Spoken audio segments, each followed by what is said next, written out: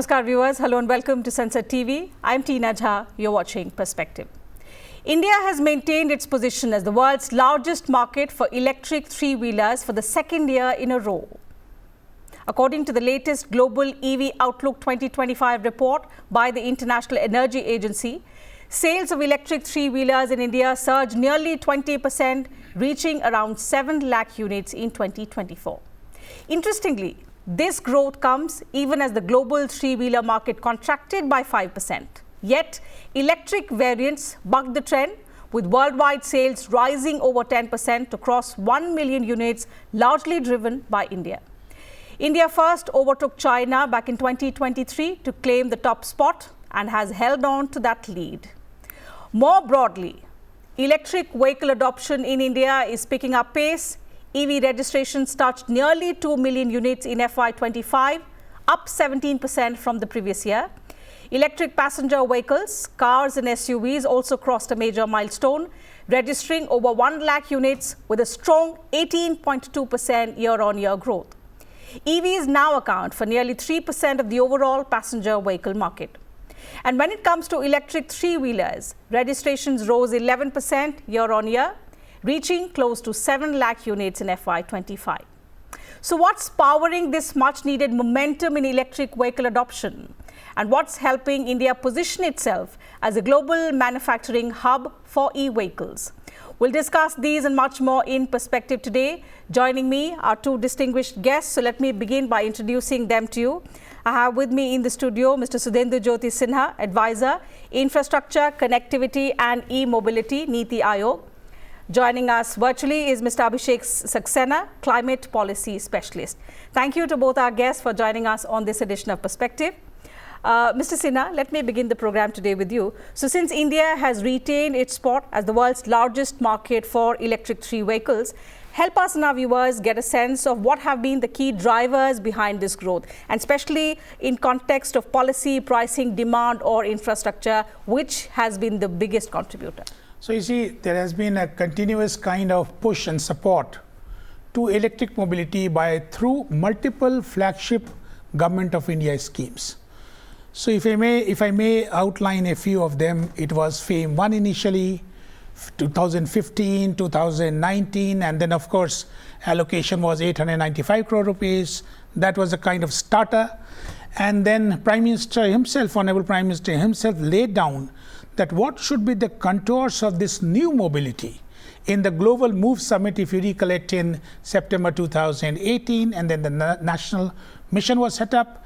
That was followed by FAME-2. That was again, one of the major flagship scheme, faster adoption of and manufacturing of electric vehicles, 10,000 crore rupees. And finally, we could almost achieve all the targets. You see, of course, in multiple vehicle segments, it was different, but 11,500 crore rupees was spent through FAME-2.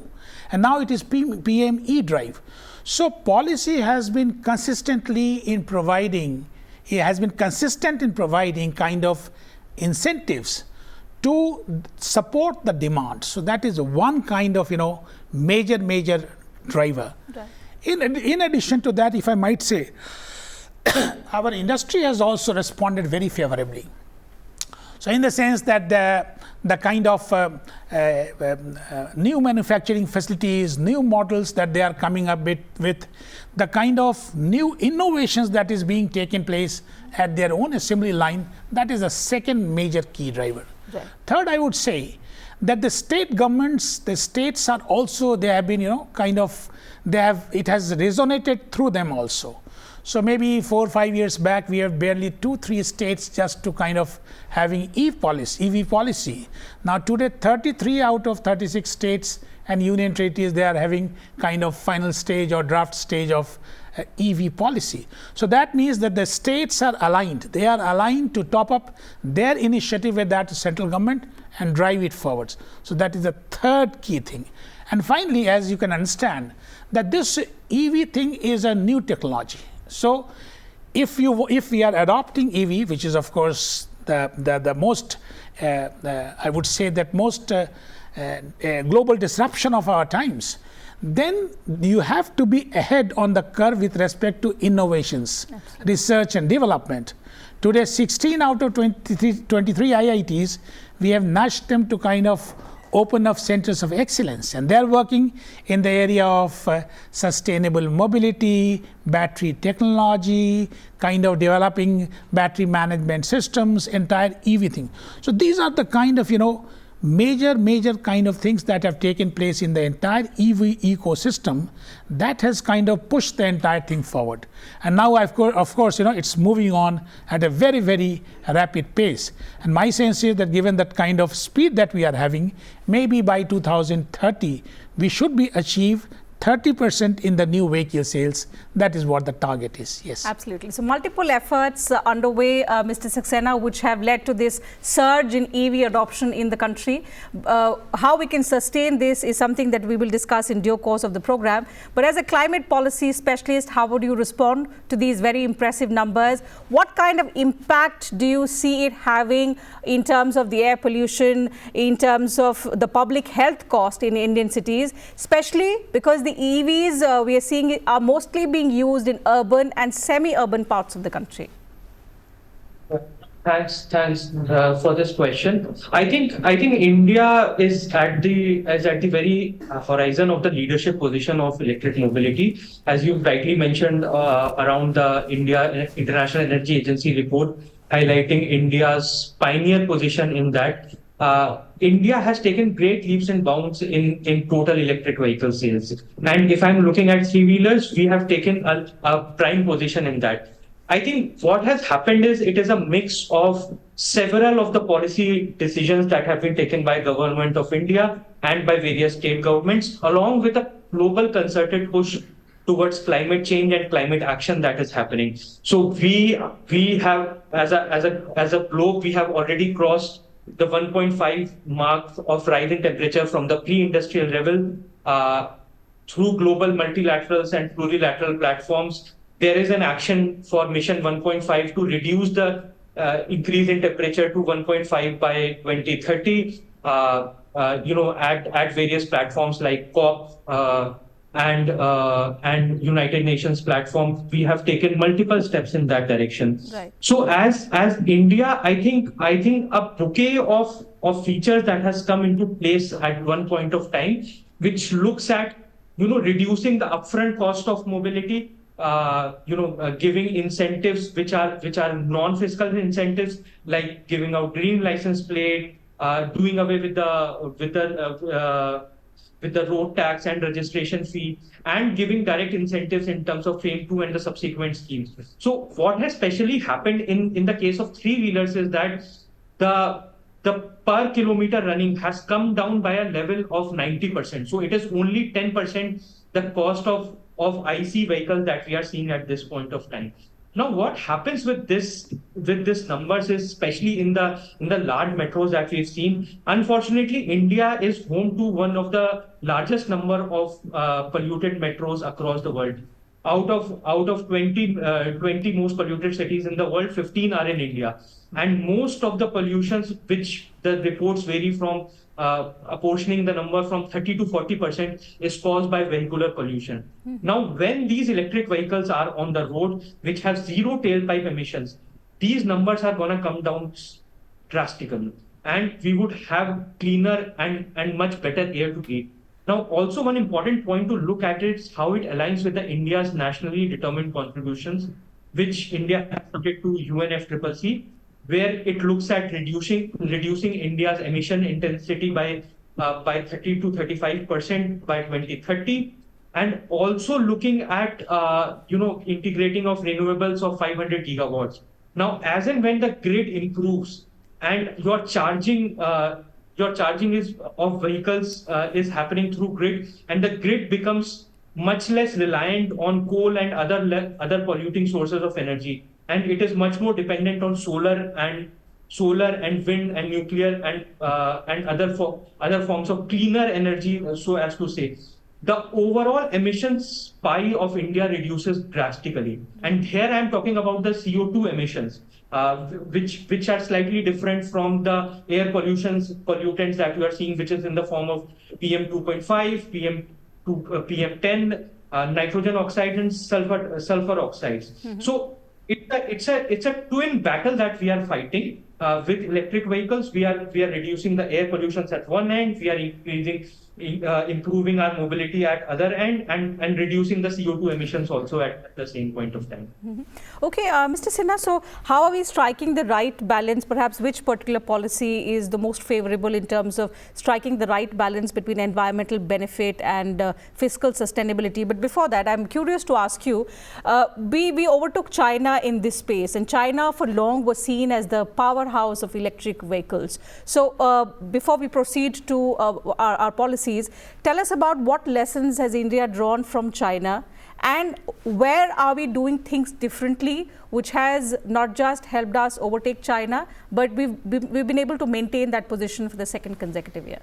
So I would say, you see, China has been able to be very strong in the manufacturing front. In addition to that, it has been backed by a very long period of, sustained support to R&D initiative. Right. So maybe that comparing India with China as of now in electric mobility will not be the right comparison. Reason being that China has almost spent in electric mobility, they have spent together time with electric mobility, not less than 3 decades. So that is the time span, more than that maybe. 4 decades rather, I would say. That is the time that they have spent. Probably, we have been rather new to it. So that is one primary reason. Plus, in China, things are happening in a big kind of scale. Now, in India, we have decided also that is what I always say, it is the national aspiration. We do not want to be only an EV using nation. Has it been that desire, it would not have been so difficult for, government of India to immediately implement it. Maybe some major allocation could have been there, some major support to state governments would have been there, and then we could have rolled it out. Right. We want to be the EV manufacturing hub for the world. So now once you have got the manufacturing aspiration, then the ball game is little different, you see.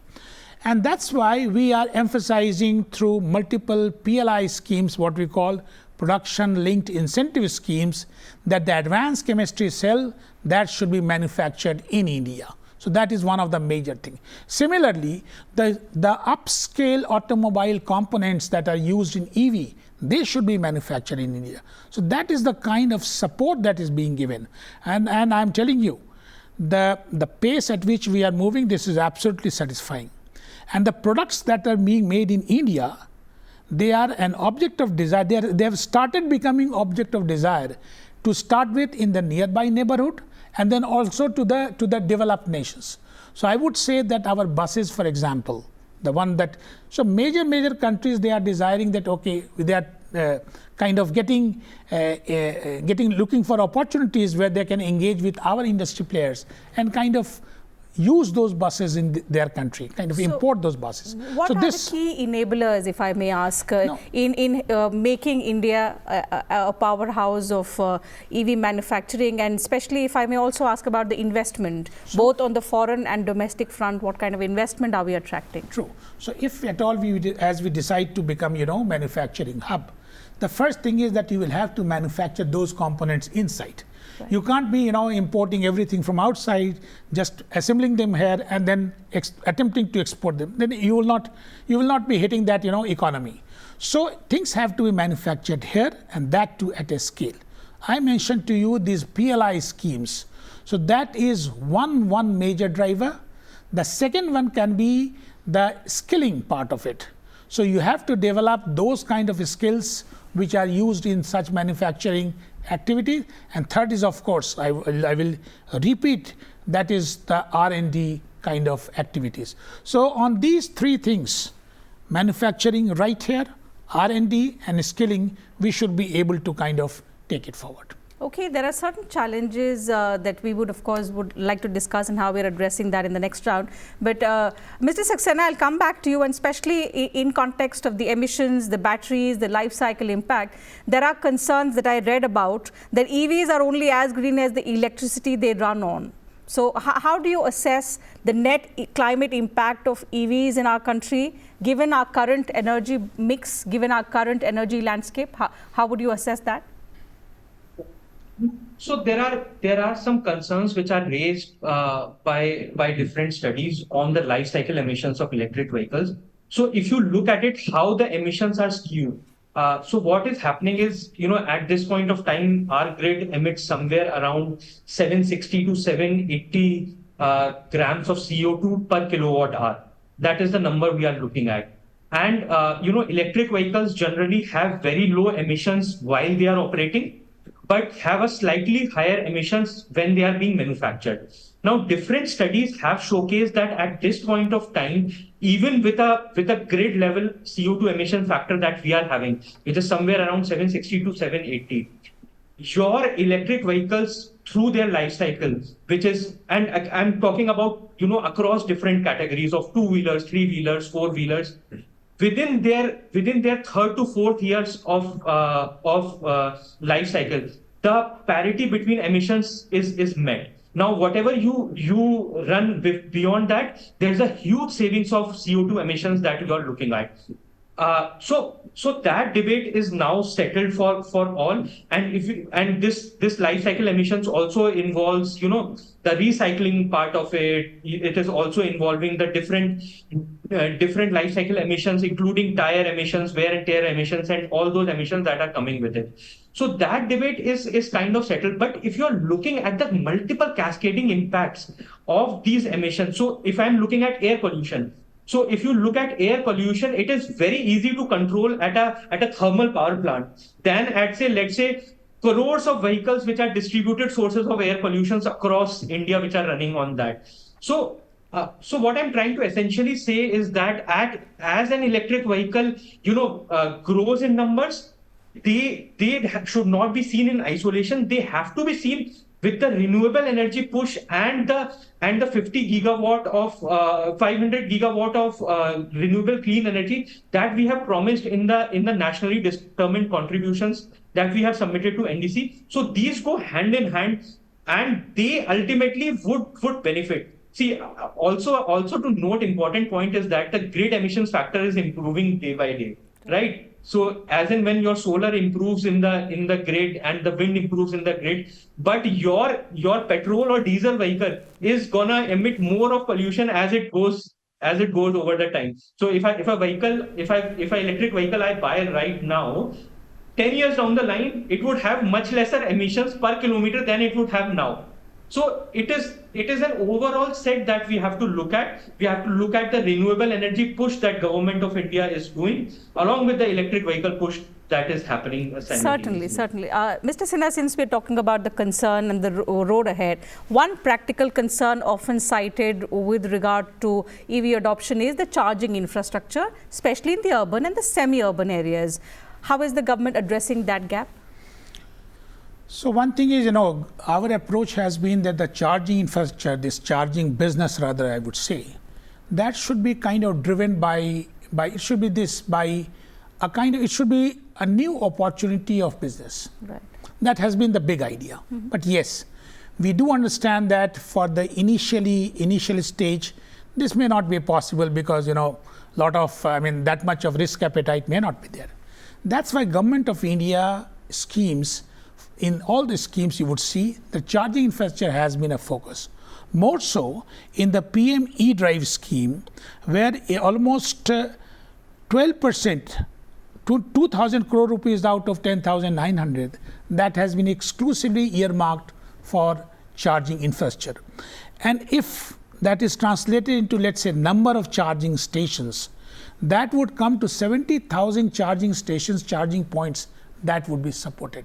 So what we decided was that, okay, if the industry is slightly feeling jittery about it to go into the charging infrastructure, we asked our own oil marketing companies, IOCL, BPCL kind of thing, that you get into this stream.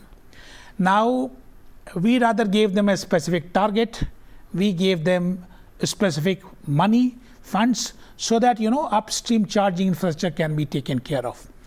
And they have gone absolutely, they are on the target. Substantial number of charging stations have been set up.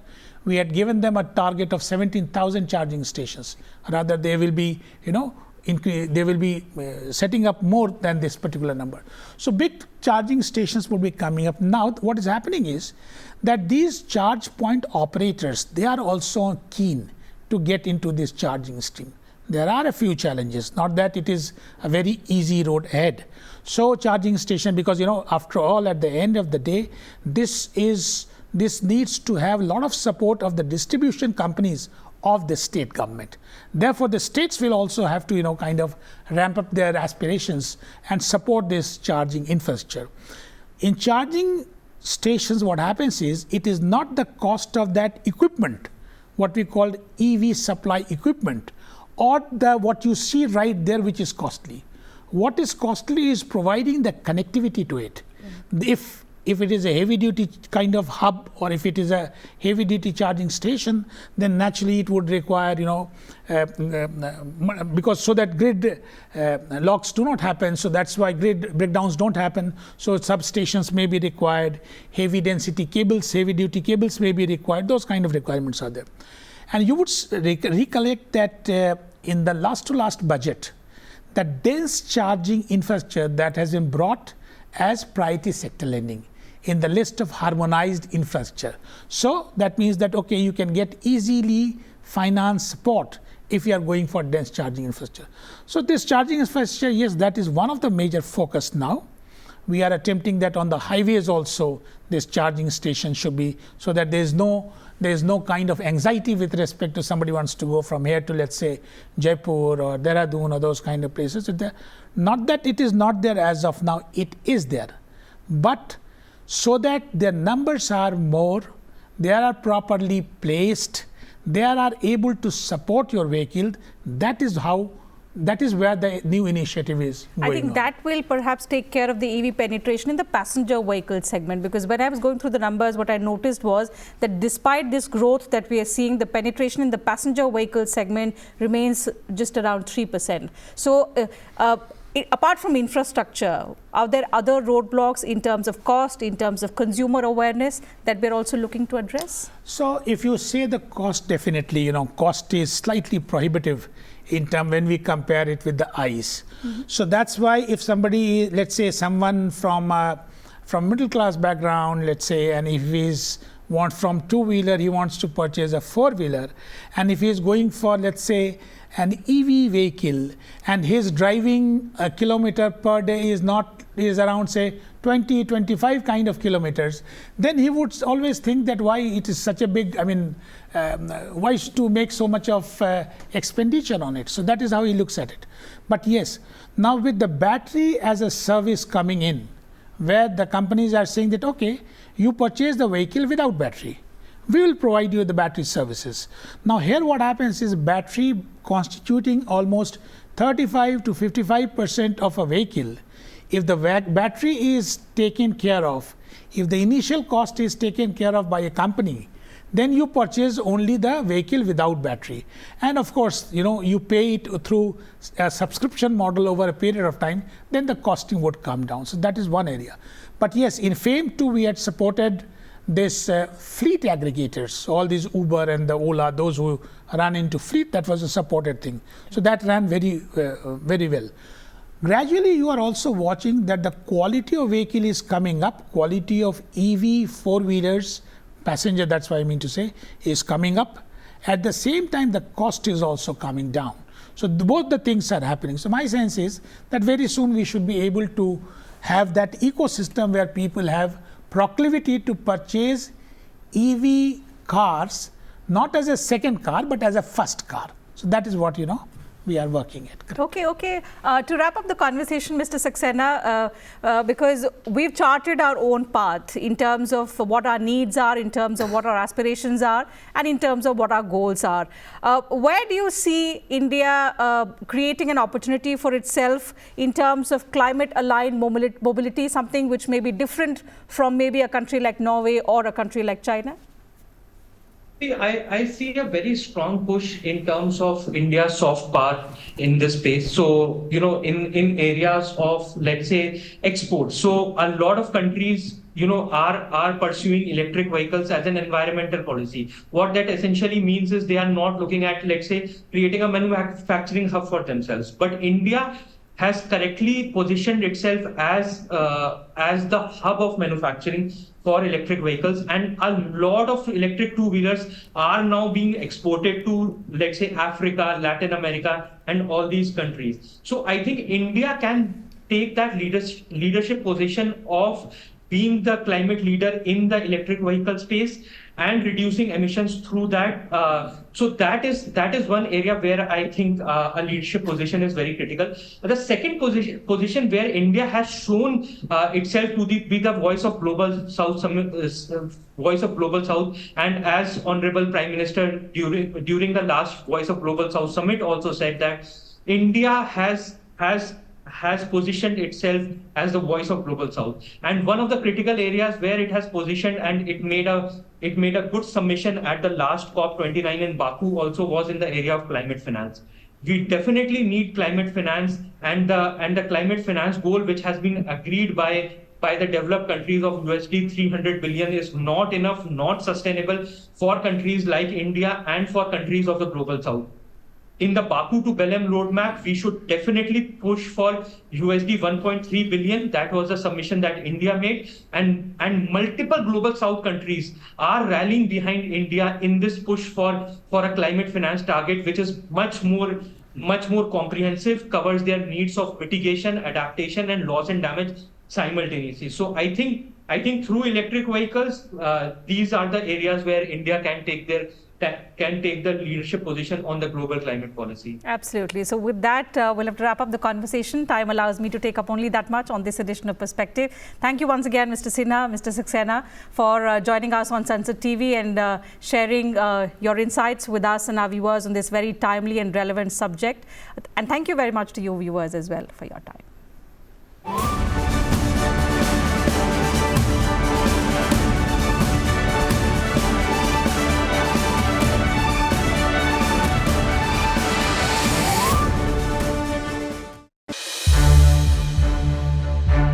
To watch more programs of Sansad TV, subscribe to our YouTube channel and don't forget to like and share them.